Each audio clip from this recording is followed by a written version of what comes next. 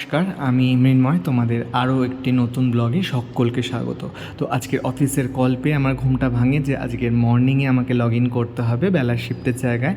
ভীষণ ঘাবড়ে গেছিলাম, কিভাবে কি সামলাবো, কিভাবে কি গুছিয়ে আমি অফিস যেতে পারবো। তো যাই হোক, প্রথমে ঠাকুর প্রণাম করে বিছানা গুছিয়ে চলে গেলাম ফুল তুলতে। ফুল তুলে এসে ফ্রেশ হয়ে চলে গেলাম রান্নাঘরে ব্রেকফাস্ট বানাতে। আর একটাই রক্ষে, কালকে কাকিমা ভাপা পিঠে পাঠিয়ে দিয়েছিল সকালের ব্রেকফাস্টের জন্য, তাই আজকে ব্রেকফাস্টের বিশেষ ঝামেলা ছিল না। আর কালকে ক্রেভিংয়ের চোটে আমি 2-4টে খেয়ে নিয়েছিলাম আর 2-4টে বাঁচিয়ে রেখেছিলাম, তাই ভাবলাম একটু ডিমের পোচ বানিয়ে নিই।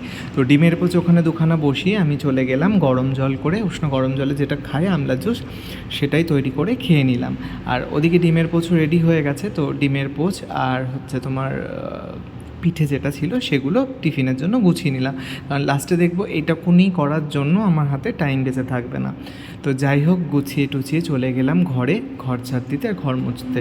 আর এটা না করলেও হতো, কিন্তু না করলে একদমই হতো না, কারণ আমার ফিরতে ফিরতে সেই সন্ধ্যা হয়ে যাবে, ঠাকুর ততক্ষণ উপোস করে থাকবে, আর বাসি ঘরে পুজো দেওয়াও সম্ভব নয়, তাই এটাও ম্যান্ডেটারি। তো যাই হোক, ঘর ঝেড়ে ঘর মুছে চলে গেলাম রান্নাঘরে। দুখানা বাসন পড়েছিল বলেই মেজে নিয়েছি, অনেক হলে মাজতাম না, এসেই মাজতাম।